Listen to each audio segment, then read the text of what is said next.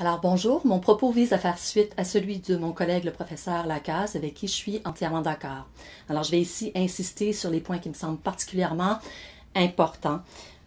eu égard à une modification potentielle de la loi sur les mines afin de respecter les droits ancestraux des peuples autochtones.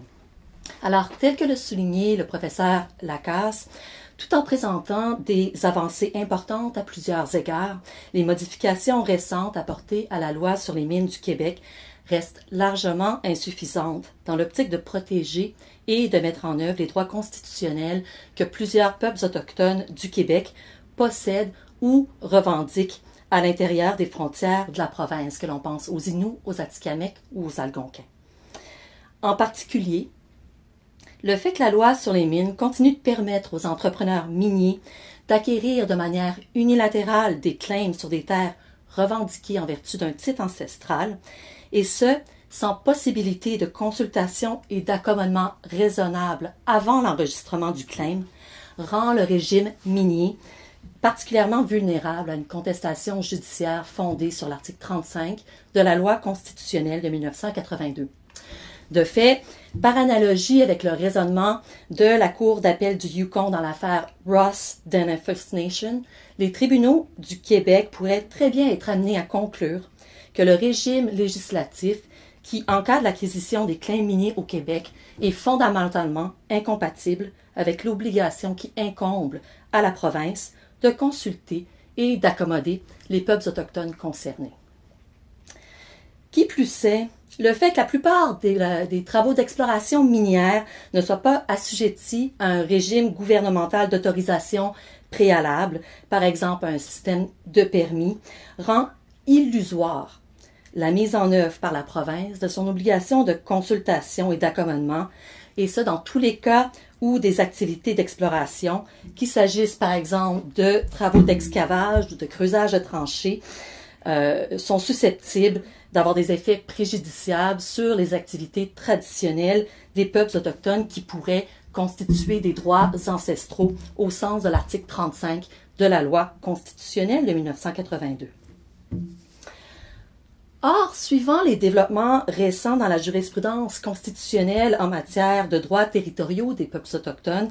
il est loin d'être assuré que le régime actuel des claims miniers, et ce en raison des poursuites judiciaires qu'il est susceptible d'entraîner, soit encore aussi favorable que dans le passé à l'expansion du secteur minier et à la croissance de la richesse susceptible d'être générée par cette industrie pour la province et pour la population qui l'habite. Dans un premier temps,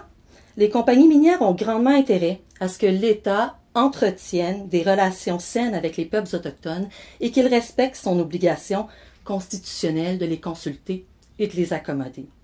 En effet, tels que l'illustrent notamment des conflits qui ont été fort médiatisés dans la province de l'Ontario, des délais et des coûts considérables peuvent résulter des moyens d'action directs ou des poursuites judiciaires pouvant être entreprises par des communautés autochtones afin que leurs propres lois et leurs droits constitutionnels soient reconnus et respectés par le gouvernement québécois.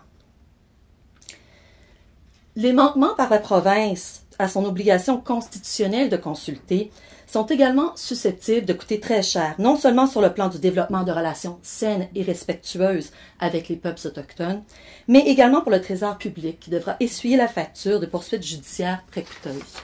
À cet égard, il importe de souligner que l'État ne peut tout simplement se décharger de son obligation de consulter en mettant en place des systèmes législatifs qui n'impliquent l'intervention d'aucun pouvoir discrétionnaire susceptible de déclencher une obligation de consultation, tel que l'on le retrouve dans le régime des claims miniers, ou en déléguant la mise en œuvre de son obligation de consulter à des tiers, en l'occurrence à des entrepreneurs miniers. L'affaire Northern Superior Resources, qui est présentement devant la Cour d'appel de l'Ontario, qui concerne la poursuite par une entreprise, une compagnie d'exploration minière de la province de l'Ontario et visant à obtenir de ce gouvernement une compensation de plus de 110 millions de dollars afin de réparer les préjudices qu'elle aurait subis du fait des manquements du gouvernement de l'Ontario à son obligation de consulter, en constitue une illustration très éloquente. Ceci est d'ailleurs sans compter le coût des poursuites éventuelles qui pourraient être intentées par des investisseurs étrangers s'estimant lésés par le défaut du gouvernement de respecter ses obligations constitutionnelles à l'égard des peuples autochtones qui, comme le soulignait le professeur Lacaze, s'imposent sur les régimes miniers.